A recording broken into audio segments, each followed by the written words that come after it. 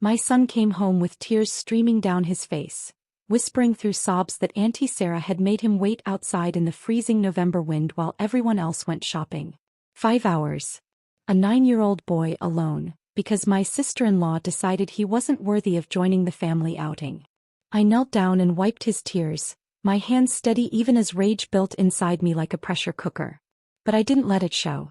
Not yet. Tommy's lips were still pale from the cold, his fingers stiff as I rubbed warmth back into them. He'd been wearing just a light jacket because Sarah had told him they'd only be gone for 30 minutes. "Tell me exactly what happened, sweetheart," I said softly, keeping my voice level even though every instinct screamed at me to grab my keys and drive to Sarah's house immediately. Tommy's voice cracked as he explained. They'd all piled into Sarah's SUV that morning. My husband's sister, her 2 kids, my mother-in-law, and Tommy. Sarah had announced they were going to the new shopping center downtown. Tommy was excited. He loved spending time with his cousins. He'd been talking about it all week, asking what stores they'd visit and whether they'd get lunch together. But when they arrived at the massive parking lot, Sarah turned around in the driver's seat and looked directly at my son. The smile on Tommy's face had frozen. "Tommy, you need to wait here in the car," she'd said, her tone casual like she was discussing the weather. "This is a special shopping trip for family members who contribute. You'll just slow us down." My mother-in-law had nodded in agreement from the passenger seat. "Sarah's right. The boy can wait. He's too young to appreciate these stores anyway." Tommy had protested, confused. "But I thought we were all going shopping together?" Sarah's daughter Emma had laughed. "This is for people who actually deserve nice things, Tommy." They'd locked him in the car for the first hour. When Tommy started crying and banging on the windows, Sarah unlocked it remotely and told him through text to stop being dramatic and wait on the bench outside the main entrance instead. In 40-degree weather. Without a proper coat because they'd told him they'd be gone for just 30 minutes. Tommy described watching families walk past him, wondering why his family had left him there. He tried to stay positive at first, thinking they'd come back soon. But 1 hour became 2, then 3. A security guard had checked on him twice, asking if he was okay if someone was coming for him. Tommy had lied and said his mom was inside shopping, too embarrassed to admit the truth. 5 hours later they came back laughing, carrying shopping bags from at least a dozen stores, talking about the wonderful lunch they'd had at the Italian restaurant inside. Sarah tossed him a bag of leftover breadsticks. "Here, we brought you something," she'd said like she'd done him a favor. Tommy had been shivering on that bench the entire time, watching the sun set, watching the temperature drop, watching his breath fog in the air. I held my son close and felt something cold settle into my chest. Not anger. Anger was too hot, too impulsive. This was calculation. "Go take a warm bath, honey," I told Tommy. "Everything's going to be okay." After he went upstairs, I sat in my kitchen and stared at my phone. I could call Sarah right now and scream at her. I could call my husband who was on a business trip. I could cry or break things or drive over there and cause a scene. Instead, I opened my laptop and sent 3 emails. Then I got in my car. Sarah lived in a beautiful colonial house in the suburbs, the kind with the perfect lawn and the Range Rover in the driveway. She'd always made a point of reminding everyone that she was successful, that she'd built something with her husband. They managed 3 stores in a regional retail chain. Middle management, really, but Sarah acted like she was running a Fortune 500 company.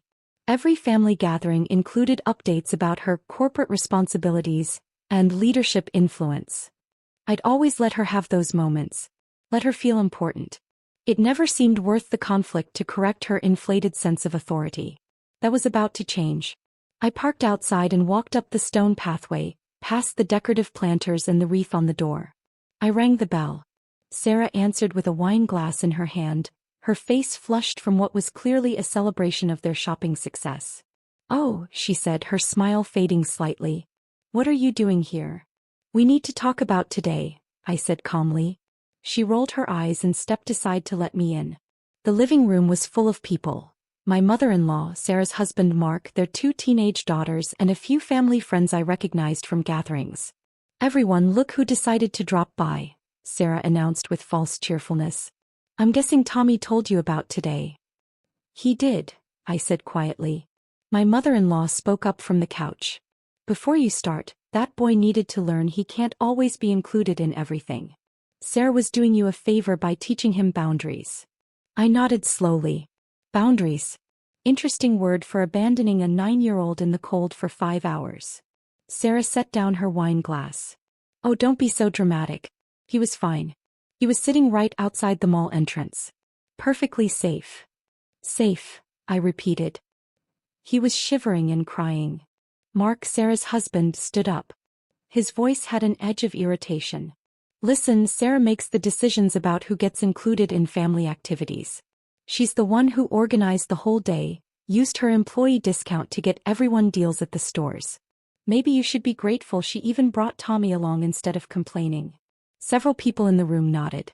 My mother-in-law added, "You've always been too sensitive about that boy. He needs to toughen up." I stood there absorbing their words, my face neutral. Sarah, you mentioned using your employee discount? She brightened, clearly happy to change the subject to her achievements. Yes, I saved everyone at least 30% today. Mark and I have been managing the Valley Ridge location for 6 years now. We practically run the whole district. The regional manager knows us personally. That's impressive, I said. Which stores did you visit today? All 3 of our locations, Mark said proudly. Valley Ridge, Thornwood Plaza, and the new Riverside Center store. We're overseeing the expansion. Corporate trusts us completely. I pulled out my phone. The Riverside Center. That's the new flagship store, right? Sarah was practically glowing now. It is. Beautiful location. We had input on everything from the layout to the hiring. That's the level of authority we have in this company. Authority, I said softly. Then I looked up at her. Sarah, what's the name of the company you work for? She frowned at the odd question. Meridian Retail Group. Everyone knows that. And Mark, you said you practically run the district. How many stores are in your district? 8 stores across the region, he said, chest puffed out. We manage 3 directly, but we have oversight influence on the others. I'm being considered for district manager next year. I nodded and tapped my phone screen a few times. So when you used your employee discount today, that was at Meridian Retail Group stores. All 3 locations. Yes, Sarah said slowly, her smile fading as she tried to understand where this was going. Why does this matter? It matters, I said, my voice still calm. Because I'm trying to understand how you thought it was acceptable to abuse my son while using benefits from a company I own. The room went completely silent. Sarah laughed, but it sounded forced. What are you talking about? I looked at my phone again. I'm talking about Meridian Retail Group. The company founded by my late father. The company I inherited when he passed away 3 years ago. The company that employs you and your husband. Mark's face went pale. That's impossible. Meridian is owned by the Morrison Family Trust. It is, I agreed. My maiden name is Morrison. I kept my married name for personal reasons, but the trust documents are very clear about who controls the company. My mother-in-law stood up. This is absurd. You're making this up. I pulled up an email on my phone and turned it toward them. This is from Meridian's CEO, confirming receipt of my instructions sent 40 minutes ago. Would you like me to read it aloud? Sarah's wine glass slipped from her fingers and shattered on the hardwood floor. No one moved to clean it up. I read the email anyway. Mrs. Morrison, we've received your directive regarding the Valley Ridge, Thornwood Plaza, and Riverside Center locations. Security protocols are being updated as requested. Store management will be notified within the hour. The transition team is standing by for your call. Mark's voice came out as a whisper. What transition team? Before I could answer, Sarah's phone buzzed. Then Mark's. Then both started ringing simultaneously. Sarah looked at her screen, her hand shaking. It's corporate headquarters. You should probably answer that, I said quietly. She put it on speaker. A professional woman's voice came through. Ms. Williams, this is Jennifer Park from Meridian Corporate HR. I'm calling to inform you that effective immediately, your employment with Meridian Retail Group has been terminated. Your access credentials have been revoked, and security has been notified to collect your store keys and employee badge. You have 72 hours to remove personal items from your office under security supervision. Sarah couldn't speak. Mark answered his phone with trembling hands. The same message word for word. My mother-in-law's face had gone sheet white. You can't do this. They have families. They have mortgages. They abandoned a child in the cold for 5 hours, I said, my voice still eerily calm. Why child? While bragging about their authority in a company they didn't realize I control. Mark finally found his voice. The regional manager knows us. He'll fix this. You can't just fire us without cause. I smiled for the first time since arriving. The regional manager reports to the district VP, who reports to the COO, who reports directly to me. I've already spoken with all of them. There is no appeal process for this decision. Another phone buzzed. This time it was one of the family friends, someone who worked at the Thornwood location. She looked at her screen and gasped. There's a company-wide email. All 3 stores are closing tomorrow for emergency management restructuring.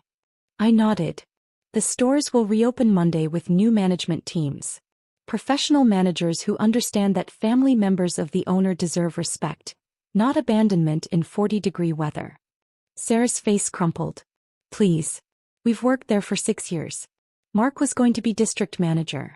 We can't lose everything because of one mistake. One mistake. I repeated. You locked my 9-year-old son in a car, then left him shivering on a bench for 5 hours while you shopped and had lunch. You used company benefits I provide while treating my child as less than human. That's not a mistake, Sarah. That's cruelty. My mother-in-law stepped forward. I'll talk to my son. Your husband will make you see reason.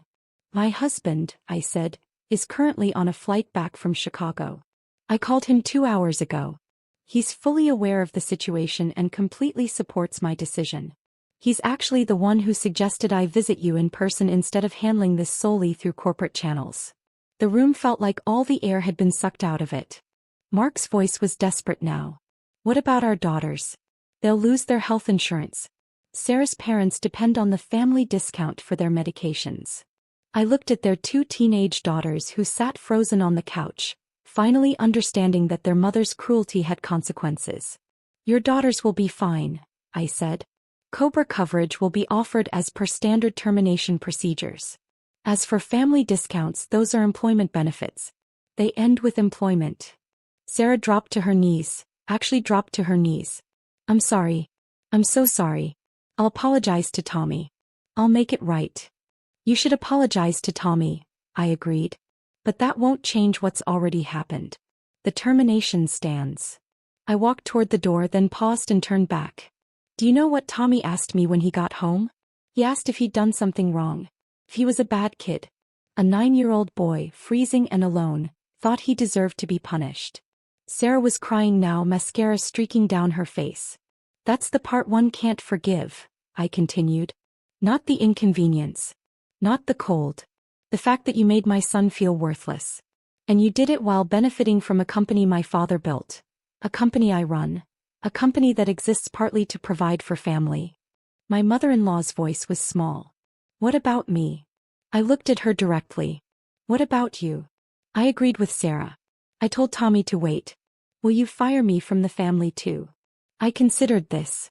You don't work for me, so I can't fire you. But you won't be welcome in my home anymore. You made your choice today when you valued Sarah's ego over your grandson's well-being.